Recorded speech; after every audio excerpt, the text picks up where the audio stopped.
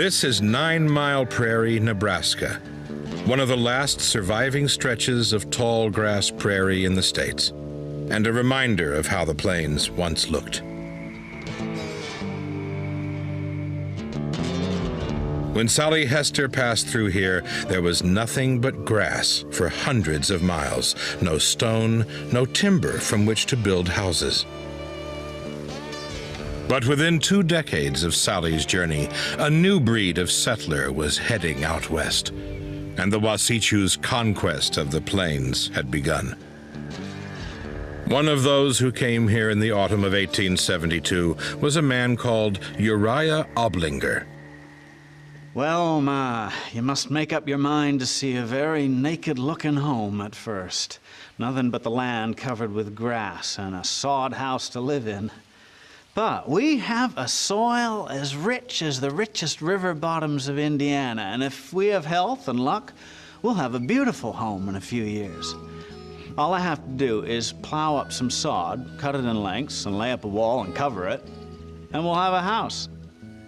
If the weather stays nice for a few days, I'll set to work, and it'll be ready when you get here.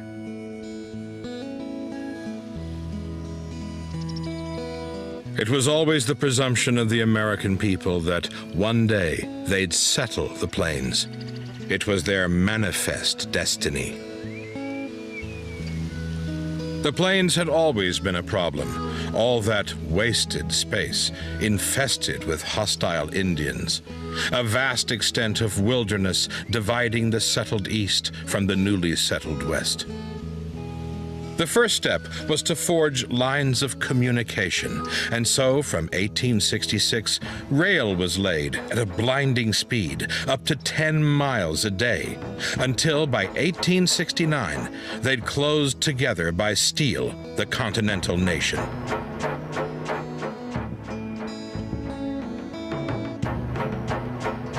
The railroads cut through the hunting grounds. The tracks divided the buffalo herds. The Indian backlash was bought off with federal funds. And the Plains Indians, their nomadic way of life fatally eroded, were hemmed into ever-shrinking reservations. And the way was clear for the white settlement of the plains.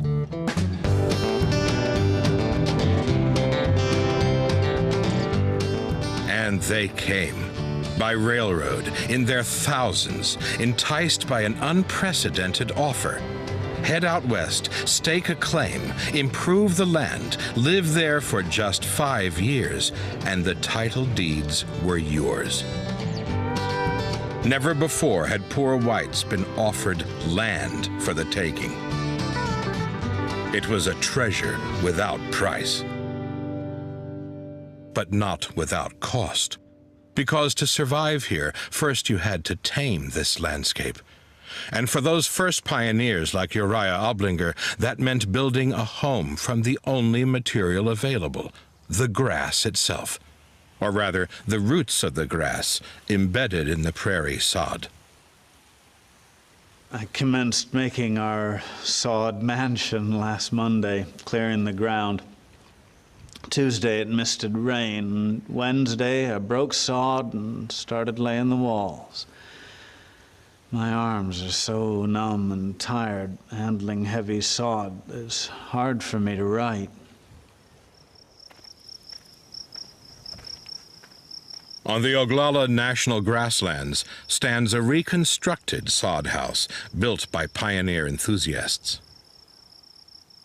The sod house was deteriorated to where it was more or less a square mounds of dirt.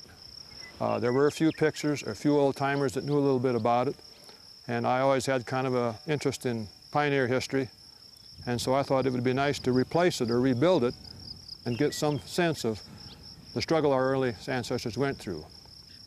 The thing that occurred to me at the time was not only was this hard, back-breaking labor, but we were paid good wages to do this work. We went home at night to a shower, we had plenty of good food, there was no real pressures. The original pioneers would have been planting as corn and beans, probably living under a tent shelter of some sort, and they were pressured to get this house done to survive the winter.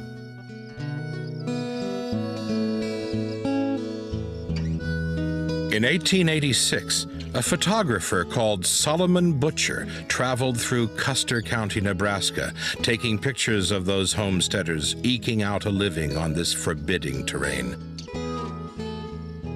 What he captures well is the indomitable spirit of the pioneer life, but also the loneliness and the brutal hardship. I am doing just the best I know how to get along. I am not going back to Indiana to rent until I bust entirely enough to walk back. And you can just set that down and sit on it. So mind, Ma, don't come with "I can't," for it will do no good. I come to get me a home. And I want you to come determined on a home, too.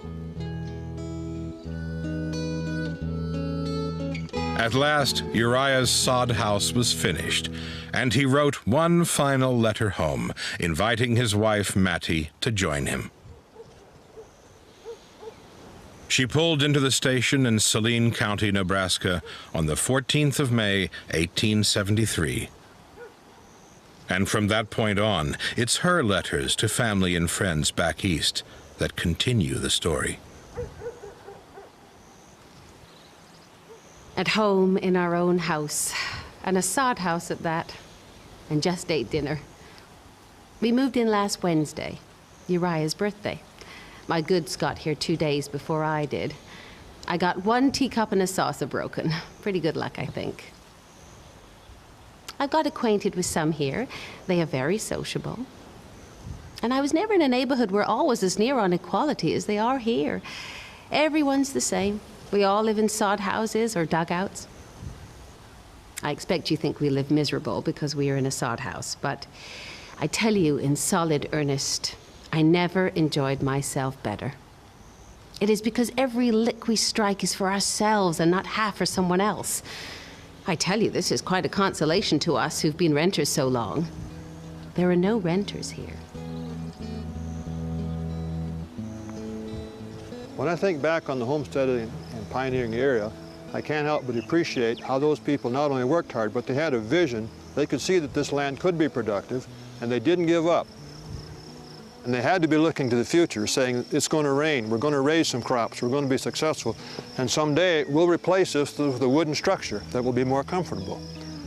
I can recall my grandmother talking about having one of the first wooden homes in that area, and she felt so good about it. And now those of us that are still here are enjoying not only the fruits of the land, but the fruits of their labor.